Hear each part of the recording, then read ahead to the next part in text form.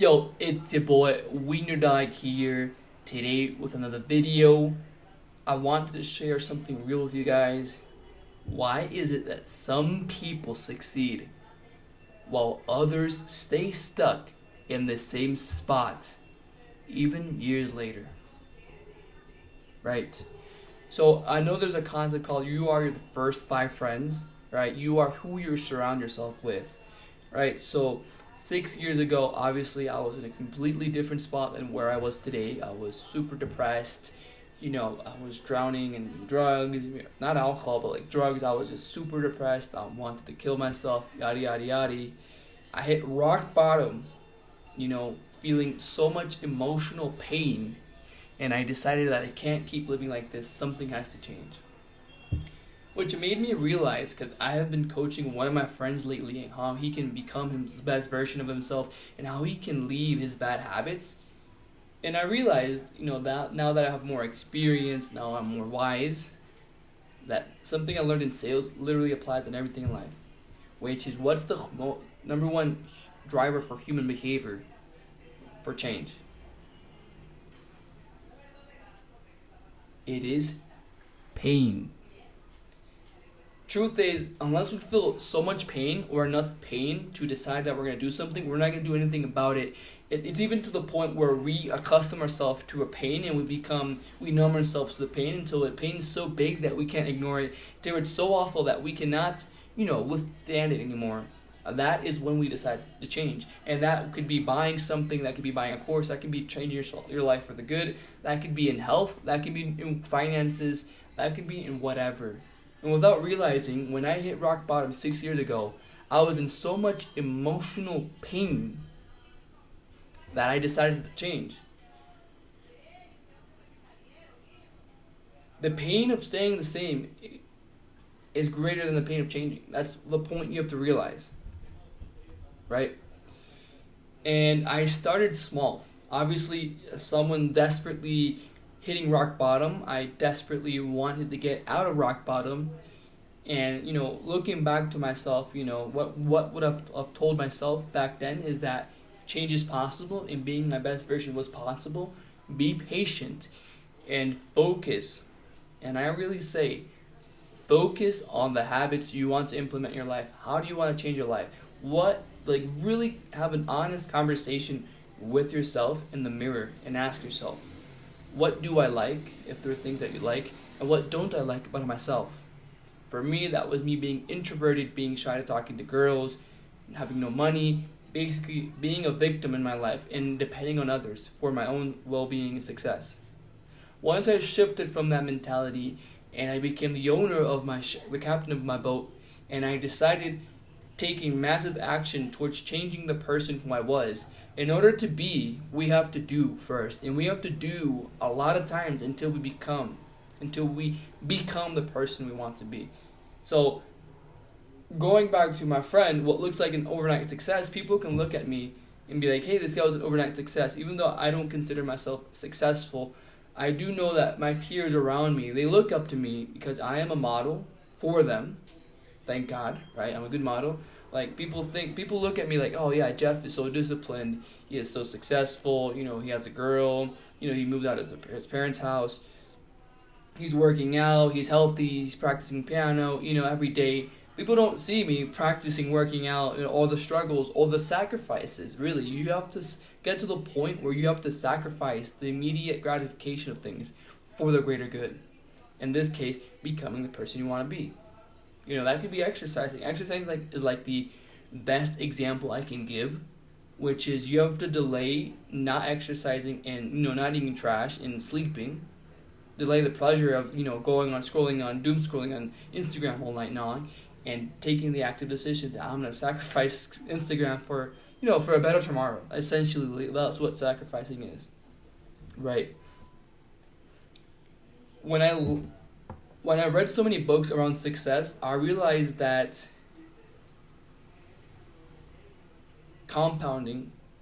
actions have a compounding effect, right?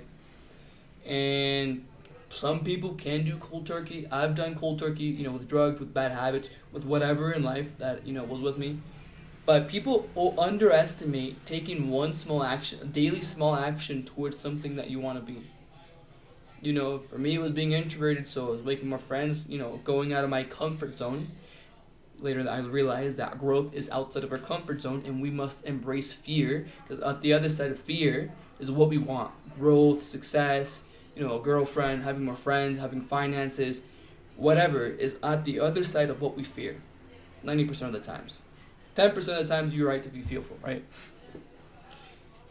And I'm coaching my friend, and I understand that many people can be in the same boat. People really underestimate becoming 1% better. That is my slogan. Become 1% better. Although I take it to the next level, I do it 10%, right? But for people who are just at the rock bottom right there, what I would tell them is focus on being 1% better every day. And before you realize it, 1% over days, over weeks, over months, one day you wake up, 1 year later, or before, 3 months later, whatever, one day you wake up and you realize that you're a whole, completely different person, and that you are closer to the version of that you envision yourself to be. It's not magic. It's not sexy. It's boring. It's the boring, everyday, consistent work, grind. And let's talk about grind for a second. There is nothing but grinding in this life, especially as a man. You have to work for everything. You have to work to make money. You have to work to make a living. You have to work to be successful. You have to work for your passions, which nobody is gonna pay you for that, man. At least not at the beginning, at least until you're famous or whatever, and you have contracts with musicians, or you're an athlete and you can get sponsorship. The first 10,000 hours, 10,000 reps, bro, you are on your own, by yourself, deliberately practicing, deliberately putting rep in, rep out, day in, day out, secretly. And that's when somebody who you knew 3 months later, 1 year later, comes back to you and says, "Oh man, overnight success." Bro, no. It took me every sacrifice, it took me every day, every decision, every choice that I made to bring me closer to where I want to be. Eating healthy, sleeping early, finances, budgeting. Because I know for a fact, I've suffered this myself. Nobody taught me how to manage my finances. I had to learn that the hard way by literally starving my ass before I could eat, because I had spent all my money emotionally. It's no, let's budget money, let's learn how to spend, let's learn how to save, which is even more important than spending, and let's learn how to invest so we can secure a future, so we can secure whatever, our future, our heritage, our family, or whatever it is, right? It's a really individual answer, and everybody is going to have a very personal response to that, right? Which makes me realize I once was watching a Jordan Belfort video on when he was selling ice cream after he was out of prison, and it made me realize he was successful selling ice cream on a beach, making X amount of money. Then he bought more ice cream, put other people to do it, and people were literally doing the exact same thing that he was, except they were not successful, which really makes me think, why do some people succeed and some don't? Which goes back to what I said at the beginning. The difference is how bad you want it and whether you're willing to grind through boring consistency. AKA, in other words, you have to want it so bad, you have to have touched rock bottom so hard. And that's the good thing about rock bottom, right? When I'm coaching my friend, ironically, I'm not those people who's hey, yeah, don't do that. You should stop doing drugs. Bro, people are used to listening to this. Every day, people, I cannot imagine how many times my friend has himself, if he cannot convince himself of stop doing it, why would he expect me to be simply texting him and hey, do it? No. Makes me realize, I watched another video which made me reflect, some famous closer, and he said pressure is good. Social pressure is good when it's positive. There's good pressure and there's bad pressure. Pressuring, for me, example, when they have a deadline and I have to close a client, or I have to close a client and it's It's right before the day I get paid, before payday. That is pressure, and pressure hit with the right mentality becomes the right opportunity to excel and to meet quota. Right? If somebody is fat and his friends tell him you're fat and they make him feel bad, I believe pressure is good, because that's gonna make him change his internal dialogue. Something is wrong here, for the good, for the better of himself, which is to become fit and healthy. Right? In some cases, people don't have friends or whatever. In the case of my friend, I actually do him the same. I do the opposite of telling him what to do. I tell him, hey, I congratulate you. You are aware exactly of how you are self-sabotaging yourself. There must be some inner emotional driver inside of this that is causing this. Because I think having bad habits are symptoms of the root problem, which is himself. Something inside of him, emotionally, mentally, physically, his mental health. It's literally the expression of his mental health. Something in his mental health is not good. And the only person who can fix that is himself, diagnosing himself and being real with himself. What am I not happy with myself? What do I like? What do I don't? Meanwhile, me, I celebrate. I actually want him. Ironically, I want him to feel so bad. And I make him feel worse. I want him to feel so bad, so numbed out of drugs, taking alcohol, so bad, numbing himself.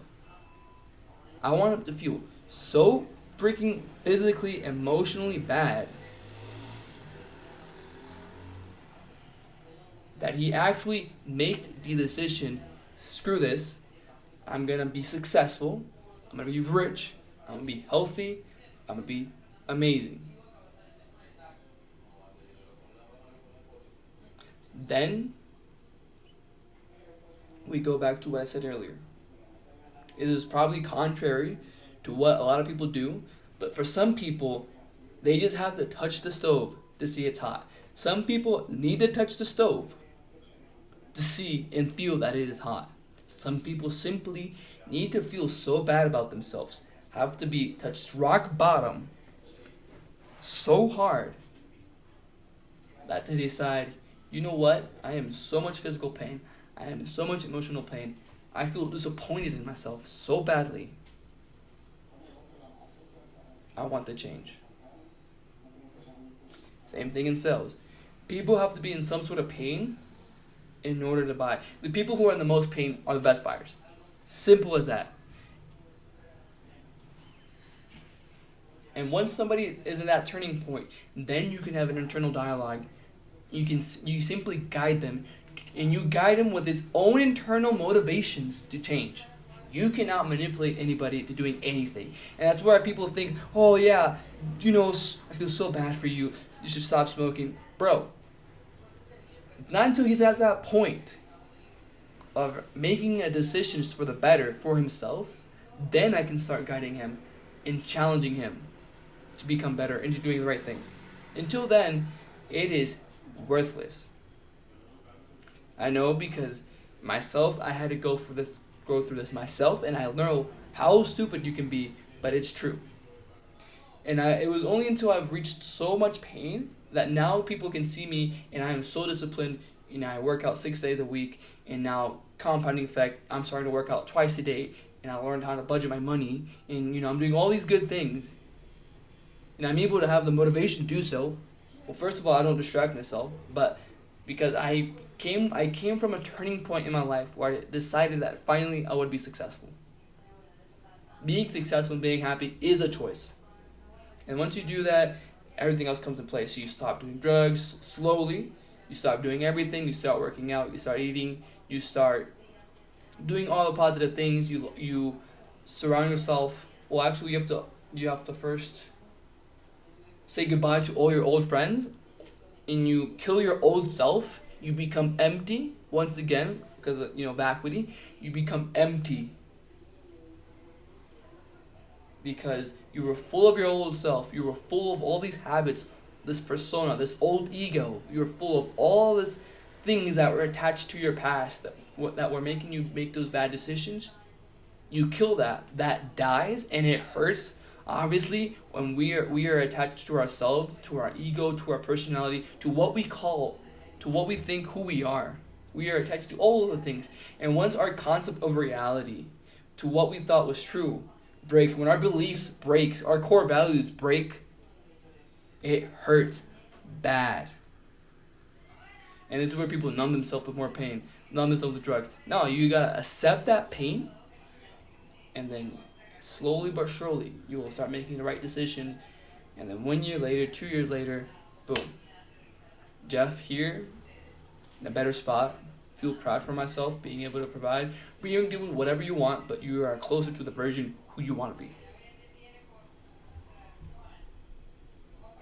Going back to the grind, you got to accept the grind. Everything in life is grind, it is work. So you gotta fall in love with working, man. There's no shortcuts to the grind, there's no shortcuts to the 10,000 hour rule. Although I do believe the number one value is the number one shortcut is mentorship. Mentorship is the only way to get shortcuts in anything, and that's why I'm a big fan of mentorship. Because I used to read so many books on everything. Don't remember barely anything, but I learned the essential, and that was enough to make me start making the right decisions. But mentorship, having somebody there in sales and music and sports, streamline the process, and actively, live feedback. That is the biggest way of learning and improving in anything, man. Yeah, you can be good. You can become self-taught. I self-taught myself how to play guitar. I self-taught myself how to sing, how to piano. But you freaking find an opera singer, you fucking find an Olympic coach of whatever sport you do, or whatever, if you're bodybuilding, whatever, you find a great closer in sales or whatever, and you have his attention, his time, and he can correct you, man. Bro, you will learn so much in 1 month, in like 2 weeks, 3 weeks, 1 month, in 1 year. You will take 3 years in one. And that is how powerful I believe mentorship truly is. And that's the only way I would say to myself, invest into mentorship. But obviously, you first have to correct your life. You first have to fill yourself with the right things and with the right people, even if that means spending time in solitude. Go away from everyone, and then the right people, the right frequency, the right vibration will start to come. Even though that's 1 year, 2 years later. For me, it took like 2 years, 3 years until the right people started coming up in my place, until I knew, okay, this is what I am, this is who I want to be, and this is what I do. It takes time, so respect the grind, man. Right? So yeah, I think success is not magic. I think there's a quote that says excellence is it's not like something that happens. It's like the result of the things that we do every day. So excellence is not, a result. It's the daily habits that we do. And literally success or being successful literally is just the habits. And what are habits? Daily decisions ingrained into our brain to the point where we don't have to consciously even think about it. It just becomes our nature.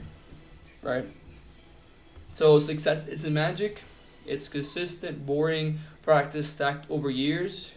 If you want to change your life, don't wait for motivation. Motivation comes and goes. Discipline. This is what you learn when you touch rock bottom. You learn discipline. Because that's when you have to really become detached of your old self, of your old depressed, frustrated, whatever self. And you have to learn, I'm going to do this despite how I'm feeling. And once you learn that, you become unbreakable, powerful, because you learn, okay, you can't trust yourself, you can't trust your emotions. And then you realize you become attached to your emotions. And that's when the beauty happens, because you start to act despite on what you're feeling. And that's where true discipline and true habits come in and stick with you over the long term.